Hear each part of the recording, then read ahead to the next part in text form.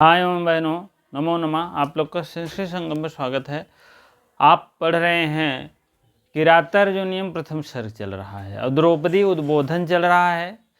और यह द्रौपदी उद्बोधन जो है, पहली दशा तो कल हो गई थी और वहाँ के शयन कक्ष की जब आप सोते थे या जागते थे जब, तो वहाँ क्या कहते थे, युधिष्ठिर लोग को आप जब जागते थे तो बढ़िया मंगल गीत गाए जाते थे।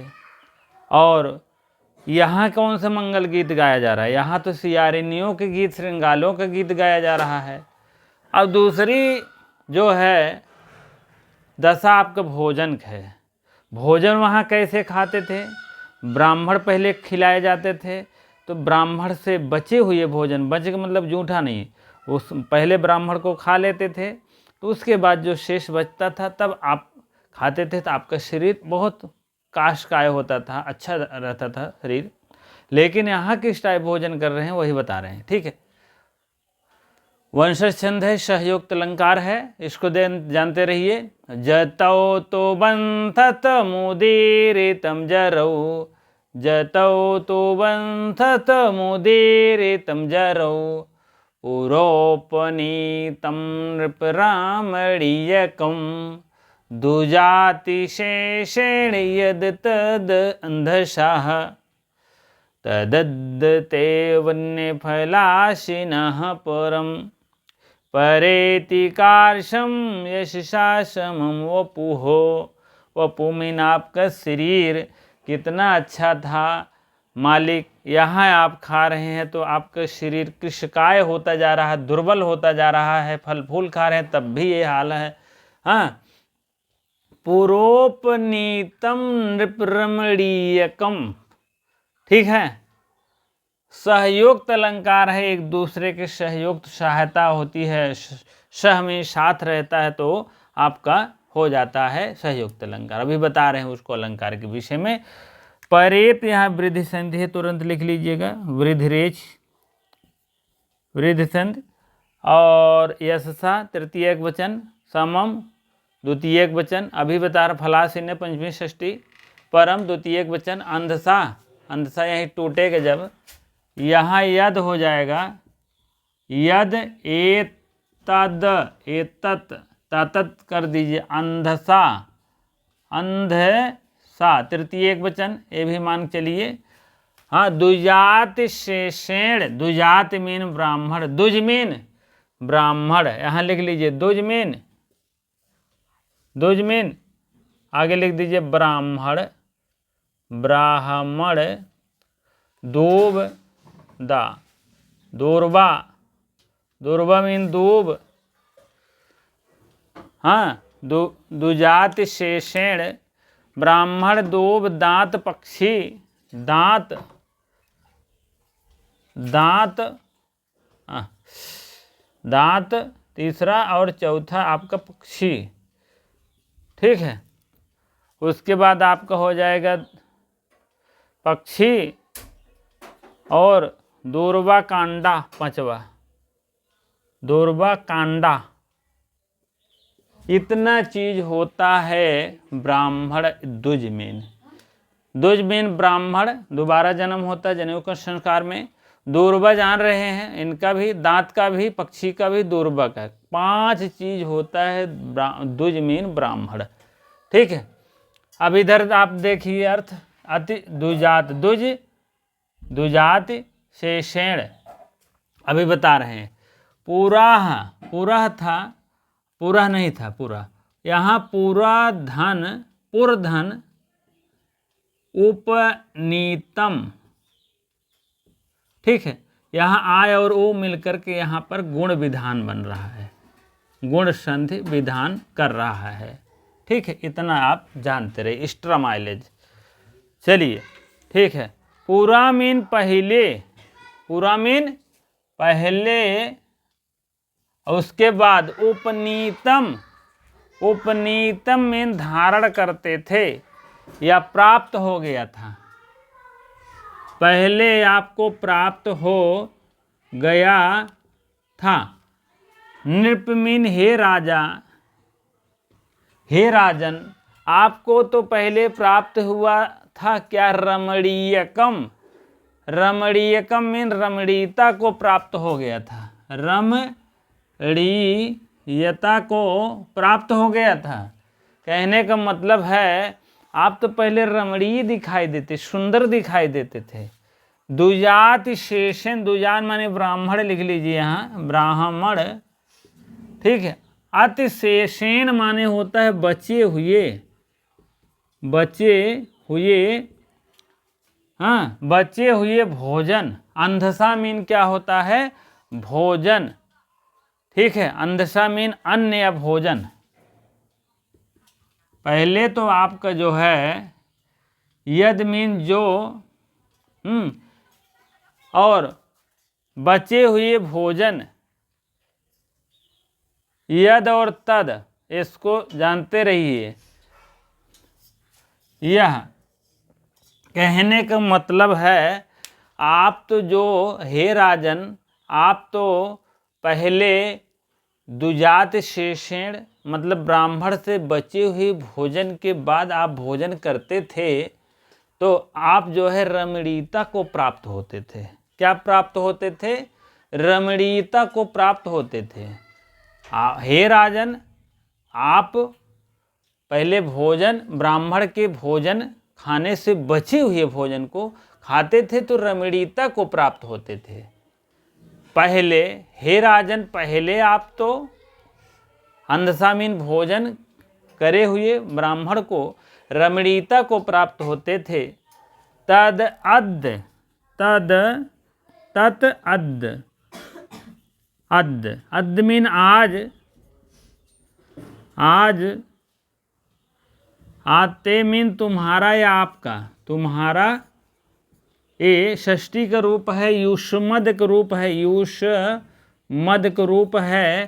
तेवामो तावामो तेवामो तेवामो, मैं कई बार बताया हूँ, युष्मद का रूप है, षष्ठी एक वचन का है।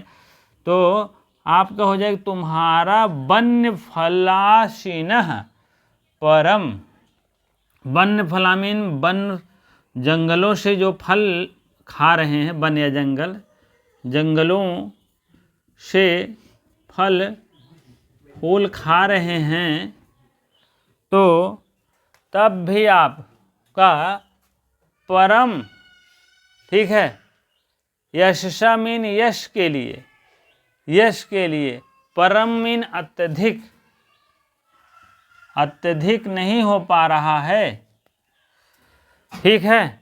यशसा मीन यश के लिए, यश के लिए, यश के द्वारा। और उपनीतम मीन प्राप्त हो रहा है, हो गया।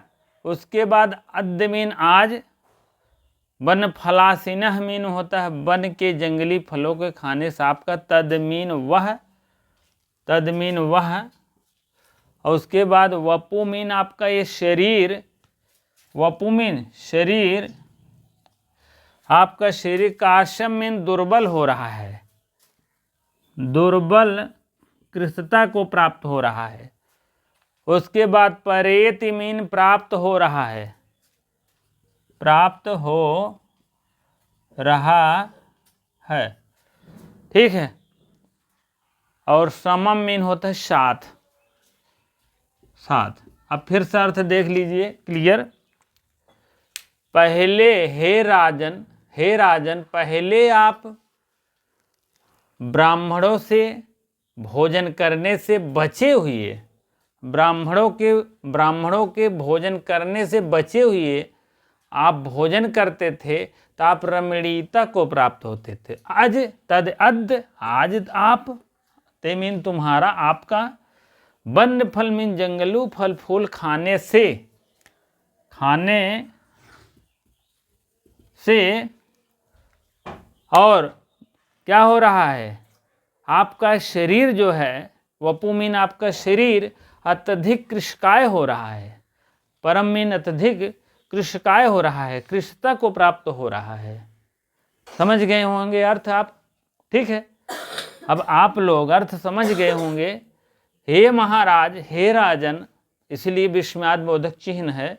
हाँ नहीं, हाँ, संबोधन का चिन्ह इसीलिए है कि हे राजन, पहले आप ब्राह्मण से बचे हुए भोजन करते थे, तब आप रमणीयता को प्राप्त होते थे।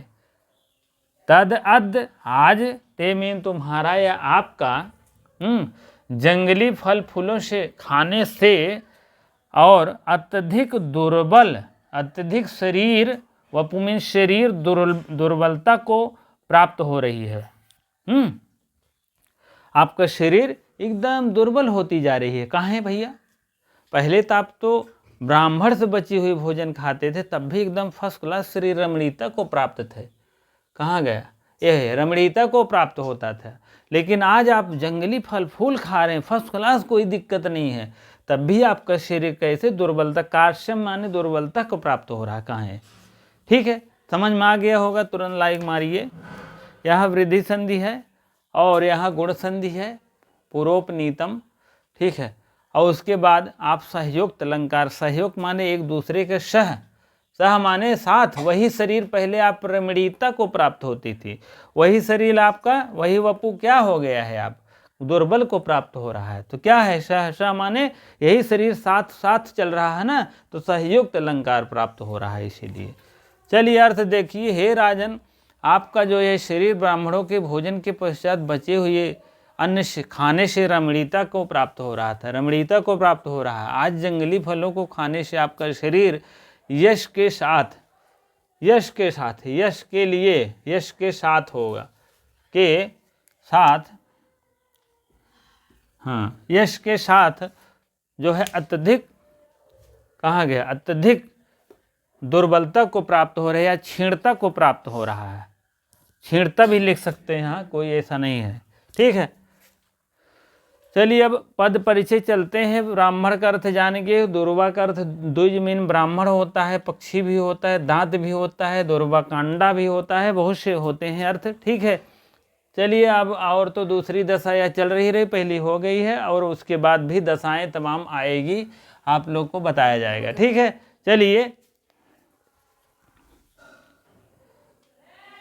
हाँ, चलिए। नृपः मीन राजा, नृपः मीन राजा, यह जो है संबोधन का है, संबोधन का है, प्रथमा एक वचन का है, प्रथमा एक वचन का है, और यह जो है राजा के लिए आया है। किसके लिए आया है? युधिष्ठिर के लिए आया है। ठीक है, युधिष्ठिर के लिए आया है, इसको आप लोग जानते रहें। और उसके बाद यद सर्वनाम नपुंसक लिंग है। यद क्या है? सर्वनाम है, सर्वनाम नपुंसक लिंग है। ठीक है, यत, यत। ठीक है, और यह जो है प्रथमा एक व्यक्ति है, प्रथमा। और एतद भी, यह भी सर्वनाम है, सर्वनाम है, ये भी सर्वनाम है। फटाफट देखते रहें, ये भी नपुंसक लिंग है, प्रथमा एक वचन है, प्रथमा एक वचन है। वपु का विशेषण है, वपु के क्या है? विशेषण है। वपु मीन यह है शरीर का विशेषण है। ठीक है, और उसके बाद है एतद हो गया। ते मीन वह युष्मद का रूप जान ही रहे हैं, युष्मद, युष्मद का रूप है, युष्मद का रूप है, और षष्ठी एक वचन है, वैकल्पिक रूप हो, वैकल्पिक, वैकल्पिक रूप है, षष्ठी एक वचन है। पूरा मीन पहले तो अव्यय पद है भैया, हाँ, इसको कोई मतलब नहीं है, अव्यय पद है। द्विजाति शेषेन, द्विज मीन ब्राह्मणों के भोजन से शेष, तृतीय विभक्ति एक वचन है, अंधसा का विशेषण है, तृतीय एक वचन है। और अंधसा, अंधसा कहाँ गया भैया? ए है, अंधसा का क्या है? अगर ये जान लीजिए विशेषण एक वचन में है तृतीय, तो अंधसा भी तृतीय एक वचन में रहेगा। इतना आप लोग अनुमान बताइएगा, तृतीय एक वचन। ठीक है, अब इसका विशेषण है, विशेषण है अंधसा।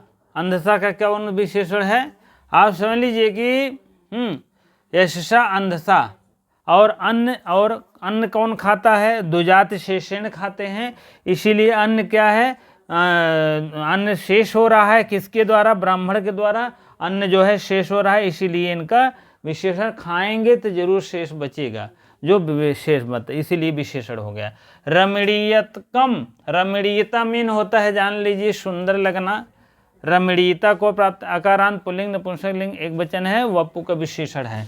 आकारांत पुल्लिंग है, प्रथमा एक वचन है, प्रथमा एक वचन है। ये कह रहे हैं वपु का विशेषण है। वपु में शरीर, शरीर क्या होती है? रमणीयता होती है, शरीरित रमणीय हो, तो इसी के विशेषण है। ऐसा शरीर वपु बताइए जो रमणीय हो, सुंदर लग रहा हो, इसी से विशेषण है। आप समझ लीजिए, विशेषण विशेष, अगर जो इस वचन में है तो वही वचन वो भी रहेगा, आप समझ लीजिएगा। रमणीयता आक्रांत प्रथमा एक वचन को वपु शरीर है। रमणीक बनता है यही इतना, रमणीकम नहीं बनेगा, यही इतना बनेगा, आप समझ लीजिए प्रथमा एक वचन है। और प्रथमा एक वचन ए भी है, वपु शरीर, वपु में शरीर हो गया। अद्यमीन आज जान लीजिए, ये भी उपनीतम माने, जान लीजिए कि उपनीतम प्राप्त हो गया है। उपनीत शब्द है, नपुंसकलिंग प्रथमा एक वचन है। और किसका विशेषण है? वपु का ए भी विशेषण है, प्रथमा एक वचन का ए भी है, और उपनीतन इस शरीर का विशेषण है। ठीक है, उपनीतम मीन प्राप्त हो गया है, क्या प्राप्त हो गया? रमणीयता प्राप्त हो गया है, इसी का ए विशेषण है। इसीलिए वन्य फलासीन, वन्य मीन वनों के, फलासीन षष्ठी एक वचन है, षष्ठी एक वचन है, षष्ठी एक वचन लिख दो। ठीक है, और उसके बाद आप समझ लीजिए उपनीता हो गया, फलम हो गया, हाँ, षष्ठी एक वचन है। तद मीन सर्वनाम नपुंसकलिंग प्रथमा एक वचन है। तद क्या है? सर्वनाम ए भी है, सर्वनाम और प्रथमा एक वचन है। वपु बता दिए। यशसा जान लीजिए तृतीय एक वचन है, और यशसा कार्त्यम परेत, हाँ, ये सब भी जानते रहें। हाँ, यशसा, यशस शब्द है, नपुंसकलिंग तृतीय एक वचन है। हलंत नपुंसकलिंग तृतीय एक वचन है। और कार्त्यम देख लीजिए, कार्त्यम कैसे है? कार्त्यम यह भी नपुंसकलिंग द्वितीय एक वचन है। नपुंसकलिंग जो है द्वितीय एक वचन है। ठीक है, और परेत यह क्रियापद है, पराधन इण इसको कहते हैं। लट लकार प्रथम पुरुष एक वचन है, लट लकार, लट P1। ठीक है, अब इसी प्रकार से आगे देखते हैं। अब समास देख लीजिए, समास, समास प्रकरण कहाँ? अभी पद परिचय था। अब दुजाति शेषेण, दुजाति शेषेण, इसमें बहुब्रीहि समास है। आप लोग देखेंगे कैसे बन रहा द्विजाति शेषेण। द्वे जाति साम ते द्विजाति, द्वे जाति और जाति ये शाम ते, ये शाम ते द्विजाय, द्विजाय शेषेण, द्विजा, ठीक है, शेषेण, ये बहुब्रीहि समास है, आप मान के चलिए। ठीक है, तो आप लोग द्विजात शेषेण हो गया है। अब अगला है समास, दो तीन समास बन रहा है, उसको ध्यान में रखिएगा। हाँ, रमणीयकम, रामणीयकम, ठीक है, रमणीयस भाव रमणीयकम, रमणीयकम भाव रमणीयस, रमणीयस्य, इस टाइप है, भाव रमणीयकम। उसके बाद आपका हो गया, हाँ, ये षष्ठी तत्पुरुष हो गया है, षष्ठी तत्पुरुष हो गया है। ठीक है, अब अगला क्या है? वन्य फलासीनः, तीसरा आपका है वन्य फलासीनः, शिनः, यह आपका कौन समास है? इसमें आपको बन जाएगा कर्मधारय समास, कर्मधारय। ठीक है, चलिए आगे बढ़ते हैं हम। पूर्वोपनीतम में संधि मैंने बताया है, यत एतद में ए पदांत जस्व है, एतद अंधसा ए भी पदांत जस्व है। ठीक है, उसके बाद दुजात शेषण। अब आगे बढ़िए, आप समझ लीजिए। उपनीतम, उपधन निधन अत्ता, उपनीतम प्रकृत प्रत्यय, उपनीतम उपधन नीत धन अत्ता, उपधन नीत धन अत्ता। ठीक है, और उसके बाद आप थोड़ा सा और चलिए आगे। रमणीकम है, रम धन ऋत अनियर, रम धन रीच धन बुम धन अनियर, रमणीकम, रमणीयकम, ये बात है। ठीक है, रमणीकम रमधन ऋच अनियर बुआ, इसको पहले आप ले लीजिए, उसके बाद तब बुआ कर दीजिए। ठीक है, इतना आप जानते रहिए। द्विजाति शेषेण जन धन कितिन प्रत्यय है, जन धन कितिन, जान जाति हो गए, जात से जन हो गया, द्विजाति शेषेण। चलिए, कार्शम कृष धन सै, कृष धन सै प्रत्यय है, कार्शम हो गया, कार्श्यम। जाड्यम से प्रत्यय लगता है, से किया शेष बचता है। ठीक है, उसके बाद वपु वप धन उष, वप धन उष, वपु। ठीक है, इसी टाइप में आप लोग जानते रहिए। थोड़ा सा और हमके जानना है, जो कुछ है आगे बढ़ते हम। हाँ, अब इसको परेत का उपसर्ग से धातु लगा हुआ, इस धातु में उपसर्ग लगा हुआ है, लट लकार का रूप है। परेति परेतः परायन्ति, परेशि परेथः परेथ, परेमि परेवः परेमः, ऐसे आता है आपका विसर्ग। ठीक है, ऐसे आता है विसर्ग, इसको आप जानते रहिए। उपसर्ग रहित, उपसर्ग सहित, उपसर्ग रहित। उपसर्ग सहित मतलब उपसर्ग से लगा हुआ इस धातु में, इसमें उपसर्ग नहीं लगा रहेगा। ठीक है, एत इतः यन्ति, एत इतः यन्ति, एष इथा इथ, एमि इवः इवः यमः, यहाँ ऐसे विसर्ग रहता है, आप जानते रहिए इतना। तो आप इवः यमः इमः इमः इमः इमः इमः। ठीक है,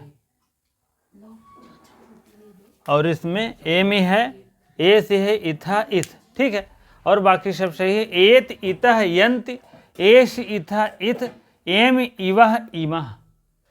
अब रूप आ जाएगा एत क्या कहाँ का है, तो उस समय तो नहीं समझ में आएगा।